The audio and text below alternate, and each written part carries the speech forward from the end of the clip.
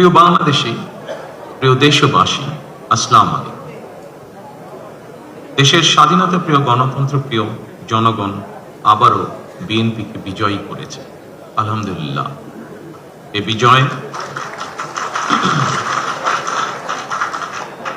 এ বিজয় বাংলাদেশের, এ বিজয় গণতন্ত্রের, এই বিজয় গণতন্ত্রকামী জনগণের। আজ থেকে আমরা সবাই স্বাধীন। আমি দেশের সকল জনগণকে জানাই আন্তরিক অভিনন্দন। সকল প্রতিবন্ধকতা মোকাবেলা করে আমরা দেশের গণতন্ত্র প্রতিষ্ঠার পথ সুগম করেছি।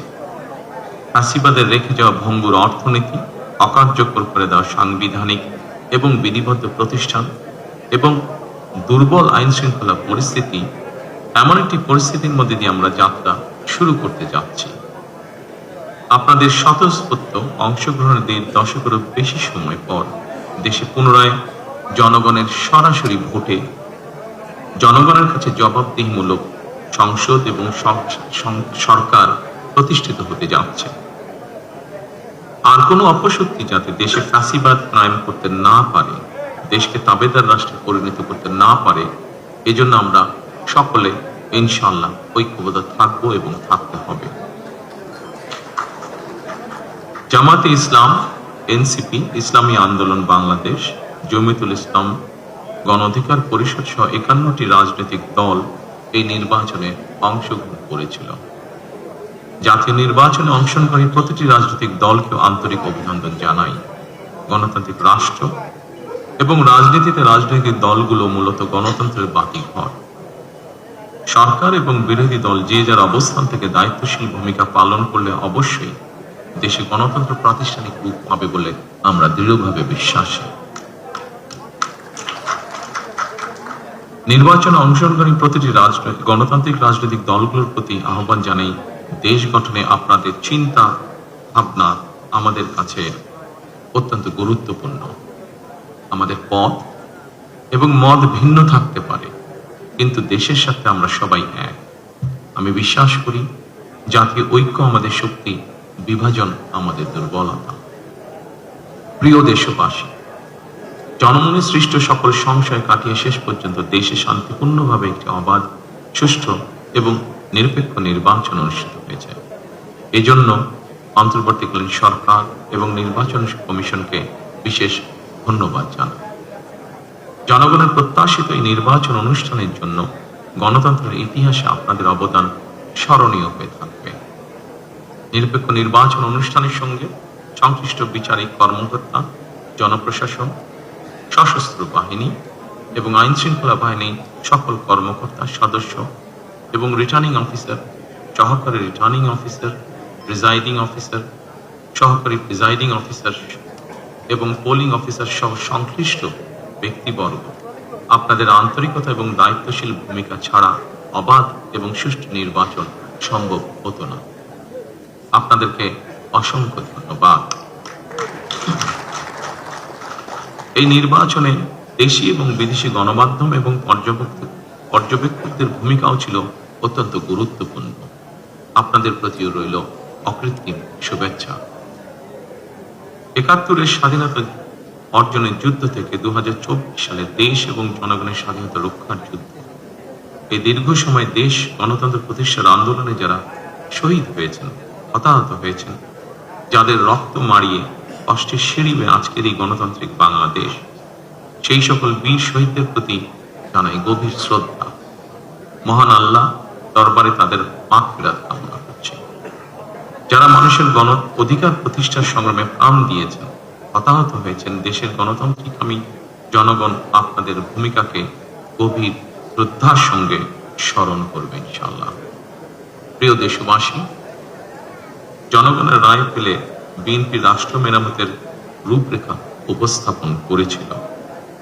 অন্যান্য গণতান্ত্রিক দল এবং সারা দেশের জনগণের সঙ্গে মত বিনিময়ের মাধ্যমে 31 দফা প্রণয়ন করেছিল। 31 দফার আলোকে ঘোষণা করা হয়েছে দলীয় ইশতেহার। একই সঙ্গে কয়েকটি বিষয়ে নোট অফ ডিসেন্ট দিয়ে বিএনপি জুলাই সনদেও স্বাক্ষর করেছে। আমরা জনগণের কাছে প্রতিশ্রুতিবদ্ধ, প্রত্যাশিত প্রতিটি অঙ্গীকার পর্যায়ক্রমিকভাবে বাস্তবায়ন করব ইনশাআল্লাহ। সারা দেশে বাংলাদেশ জাতীয়তাবাদী দল বিএনপির সর্বস্তরের নেতা কর্মী সমর্থক ছাড়াও দেশের গণতান্ত্রিকামী জনগণের সামনে আজকের এই সময়টি অত্যন্ত গুরুত্বপূর্ণ এবং আনন্দের। এমন এক আনন্দঘন পরিবেশে আপসীন দেশনেত্রী বেগম খালেদা জিয়ার অনুপস্থিতি আমাদেরকে করেছে ভারাক্রান্ত। রাষ্ট্র ও রাজনীতিতে জনগণের অধিকার প্রতিষ্ঠার এমন একটি গণতান্ত্রিক সময়ের প্রত্যাশায় তিনি ফ্যাসিবাদের বিরুদ্ধে আপোষহীন লড়াই করেছিলেন। স্বৈরাচার কিংবা ফ্যাসিবাদের সঙ্গে কখনো আপোষ করেননি। দেশ এবং জনগণের স্বার্থে প্রশ্নে বরাবরই তিনি ছিলেন অটল, অবিচল। আমরা আল্লাহর দরবারে মরহুমা খালেদা জিয়ার মাগফিরাত কামনা করছি। প্রিয় দেশবাসী, স্বাধীনতার ঘোষকের প্রতিষ্ঠিত বাংলাদেশ জাতীয়তাবাদী দল বিএনপিকে দেশের জনগণ আবারও রাষ্ট্র পরিচালনার ম্যান্ডেট দিয়েছেন। জনগণ বিএনপির প্রতি যে বিশ্বাস এবং ভালোবাসা দেখিয়েছেন, এবার জনগণের জীবন মান উন্নয়নের জন্য নিরলস কাজের মাধ্যমে জনগণের এই বিশ্বাস এবং ভালোবাসার প্রতিদান দিতে আমাদেরকে ঐক্যবদ্ধভাবে কাজ করতে হবে। এবার আমি সারা দেশে বিএনপির সর্বস্তরের নেতাকর্মী সমর্থকদের ধন্যবাদ জানিয়ে বলতে চাই, শত নির্যাতন নিপীড়নের পরও আপনারা রাজপথ ছাড়েননি। গণতন্ত্র প্রতিষ্ঠাত সংগ্রামে অটুট ছিলেন, অনড় ছিলেন। এবার দেশ গড়ার পালা আমাদের। দেশ পুনর্গঠনের এই যাত্রায় আপনি, আমি, আমাদের প্রত্যেককে দায়িত্বশীল ভূমিকা পালন করতে হবে অবশ্যই। আমরা গণতন্ত্র এবং মানুষের অধিকার প্রতিষ্ঠার এই বিজয়কে শান্তভাবে, শান্তির সাথে, দায়িত্বশীলতার মাধ্যমে উদযাপন করেছি। নির্বাচনোত্তর বাংলাদেশে যাতে কোথাও কোনো অপ্রীতিকর ঘটনা না ঘটে, এই জন্য শত উস্কানির মুখেও আমি সারা বাংলাদেশে বিএনপির সর্বস্তরের নেতাকর্মীদের শান্ত এবং সতর্ক থাকার আহ্বান জানাচ্ছি। কোনো অপশক্তি যাতে পরিস্থিতির সুযোগ নিয়ে কোনো অপ্রীতিকর ঘটনা ঘটানোর সুযোগ নিতে না পারে, এজন্য নির্বাচনোত্তর নিরঙ্কুশ বিজয়ের অর্জনের পরও আমি সারা দেশে বিএনপি এবং জোটভুক্ত দলের সর্বস্তরের নেতাকর্মীদের বিজয় মিছিল বের করতে নিষেধ করেছিলাম। আমরা আল্লাহর দরবারে শুকরিয়া আদায়ের মাধ্যমে বিজয় উৎসব পালন করেছি। আমার বক্তব্য স্পষ্ট, যে কোনো মূল্যে অবশ্যই শান্তি এবং শৃঙ্খলা বজায় রাখতে হবে। কোন রকমের অন্যায় কিংবা বিয়ানি কর্মকাণ্ড আমরা বরদাস্ত করব না।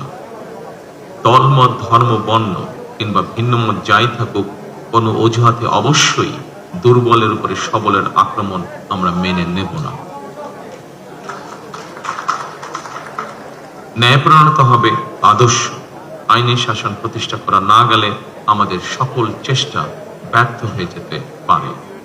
আইনের শাসন প্রতিষ্ঠায় সরকারি দল কিংবা বিরোধী দল, অন্য মত কিংবা ভিন্ন মত, প্রতিটি বাংলাদেশী নাগরিকের জন্যই আইন সমান। আইনের প্রয়োগ হবে বিধিবদ্ধ নিয়মে। নির্বাচনে একে অপরের বিরুদ্ধে কিংবা এক দল আরেক দলের বিরুদ্ধে প্রতিদ্বন্দ্বিতা করতে গিয়ে নির্বাচনের মাঠে হয়তো কোথাও কোথাও নিজেদের মধ্যে ভুল বোঝাবুঝির সৃষ্টি হয়ে থাকতে পারে।